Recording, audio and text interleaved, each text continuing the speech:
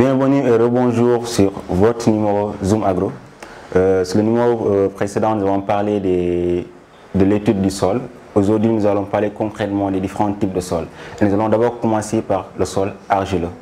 Quelles sont les différentes caractéristiques du sol argileux? Le sol argileux est un sol qui est souvent noir, de couleur noire.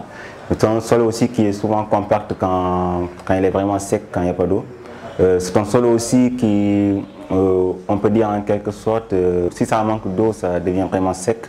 C'est un sol qui est vraiment difficile à travailler et qui a souvent aussi différents éléments nutritifs. C'est un sol riche en éléments nutritifs.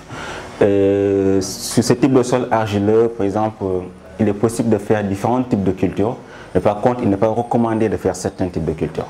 Par exemple, il n'est pas recommandé de faire des cultures qui ont, par exemple, des fruits à titre racinaire, comme par exemple la carotte, la pomme de terre, la patate, etc.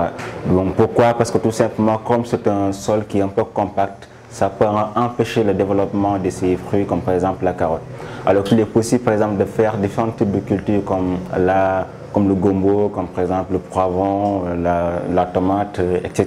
Donc il est recommandé de faire tout type de culture, mais surtout de ne pas trop faire focus sur les cultures qui se développent au sous-sol, comme par exemple la carotte, comme par exemple la pomme de terre, la patate, etc.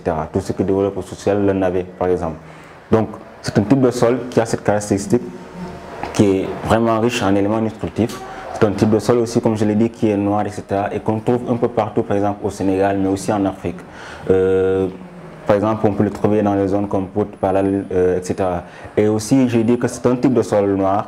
Il est de couleur souvent noire, mais ça ne veut pas dire seulement qu'il reste noir. Parce qu'il est possible aussi de le trouver en couleur rose, etc. Différents types de couleurs, marron même, des fois ça arrive. Donc ce type de sol est un type de sol qui a cette caractéristique, c'est un sol qui est surtout riche en éléments nutritifs.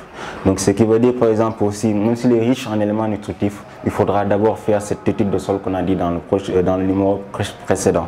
Ce qui vous permettra en quelque sorte de savoir quel est le teneur en NPK, quels sont les teneurs en oligo-éléments, et vous permettra en quelque sorte de dire voilà les cultures que je vais y mettre. Parce que chaque culture a un besoin spécifique en éléments nutritifs, chaque culture a un besoin spécifique en eau.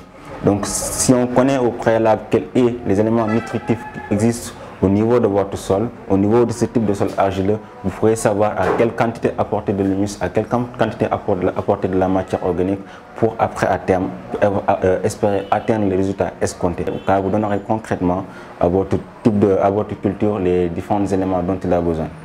Donc je pense que pour ce numéro, nous allons nous limiter sur ce type de sol argileux.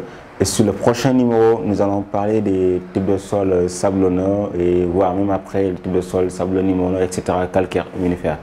Donc je vous donne rendez-vous sur le prochain numéro et n'oubliez pas de nous suivre sur YouTube, sur Twitter, sur Facebook.